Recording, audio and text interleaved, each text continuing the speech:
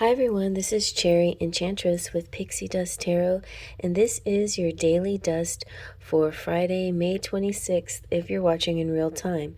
But it can also be for whenever you stumble upon it. It's also a timeless reading. I like to use a different tarot deck every day. Sometimes I repeat, sometimes I do oracle decks once in a while. So I haven't used the Radiant Rider-Waite tarot in a bit, and it comes in this nice tin. Very easy and practical little deck. It's just a Rider-Waite Smith type deck, and it's very bright and colorful.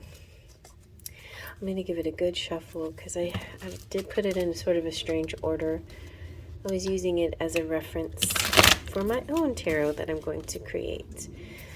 Right now I am working on a letterment, and I'm almost done with all my images.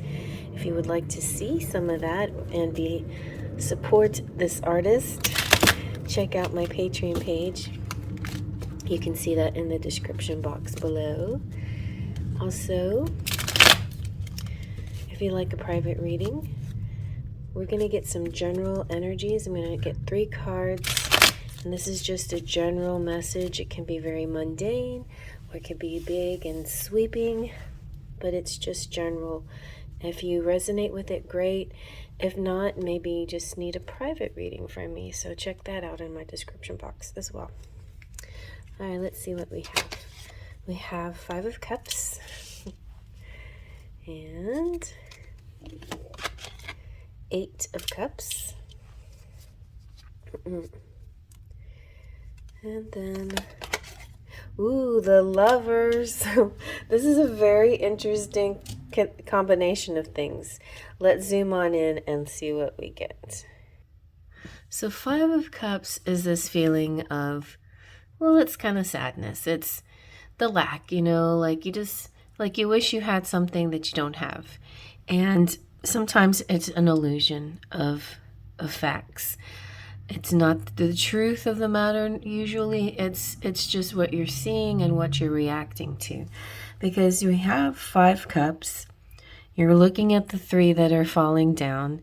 The 2 that are standing up are behind you, but they're 2 cups. They're nice and full and happy cups. And then beyond the 2 cups that are standing up, you have a river.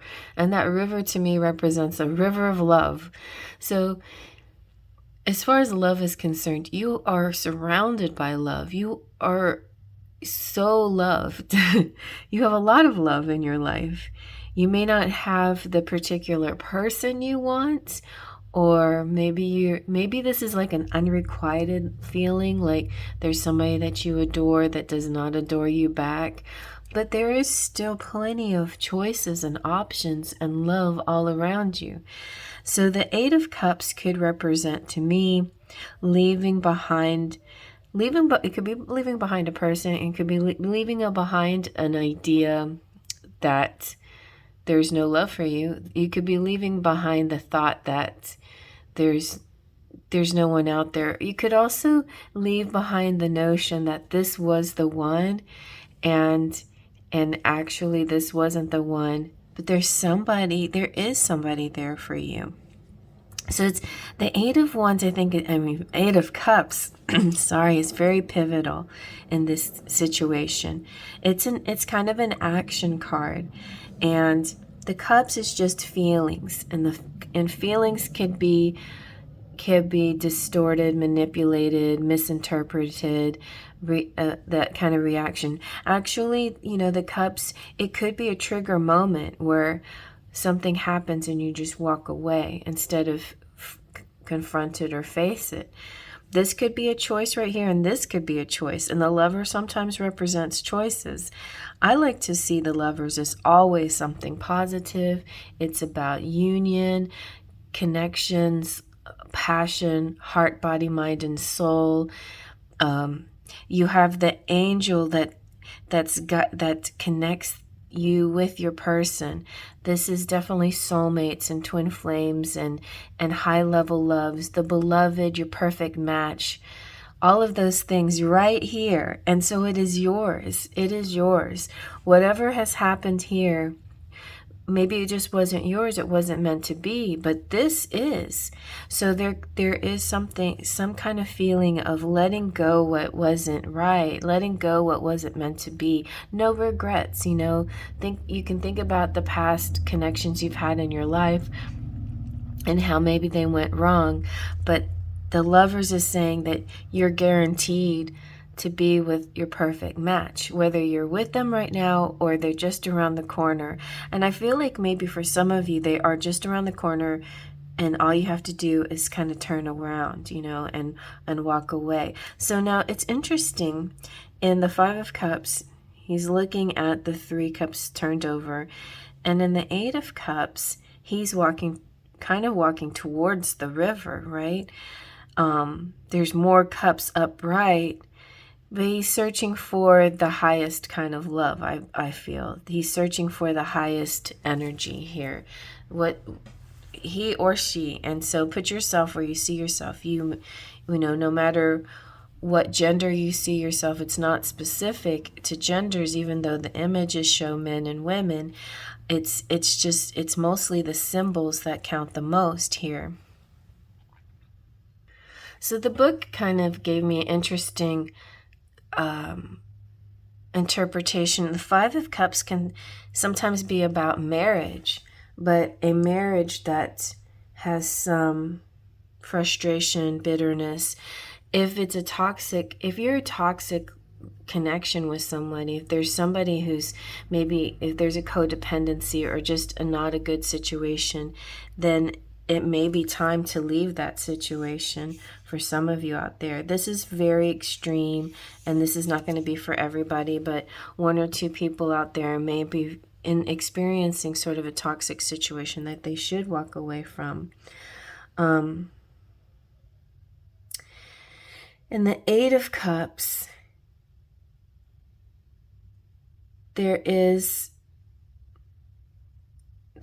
a feeling of, okay, so the 5 of Cups feels like a loss, and the 8 of Cups feels kind of like a little bit like dejection. But the Lovers feels like a win. So I definitely feel like wherever you are in your situation, if you're about to leave something that's no longer serving you, your true love is just right around the corner. If you are involved, if you're connected to somebody who you feel like is your true love, then this is about facing some of these residual feelings about past relationships, facing some feelings about your current relationship, letting go of negative aspects, trying to see the love that's all around you and not the lack of things. So, you know, focus on love and not lack if you are currently in a very happy connection. Otherwise, if you're not, then you have to discern for yourself what situation is something that you can work on to grow and make it a better situation, or what do you need to let go of? What should you let go of? What kind of connection is not serving you, is not for your highest good, is not, you know, it's a person-to-person kind of thing. Everybody has their different belief systems, especially if you're married. You feel like a lot of people feel they have to honor the vows and not break their vows no matter what, you know, and that can be very serious if you're undergoing any kind of abuse, you know, physical, mental, emotional abuse. So to me, you know, if you are hit by an A, for me personally, does not mean that I advocate this for you. Every person's decision is different and separate, but I listened to a counselor, and she suggested that she believed in marriage, and she believed in working on marriage, but there's 3 A's. If they're repeatedly, you know, take it, you know, those 3 A's that are repeatedly used over and over again. 1 is adultery, 1 is abuse, and 1 is addiction. Now, you can be with somebody that has an addiction, and if they keep working at it and trying hard to break the addictions that they have, then I feel like that's something to work with. Adultery, a lot of people just automatically say, nope, that's an out of here. I won't put up with that. Abuse, people really should not be putting up with abuse, but a lot of people do. But especially if you're putting up with all three, this is a toxic connection. So I don't recommend you stay in a toxic connection that's like that, you know. But if there's certain things that you think that you can work with, you know, with counseling or whatever, then I believe in counseling, and I believe in working through issues and problems.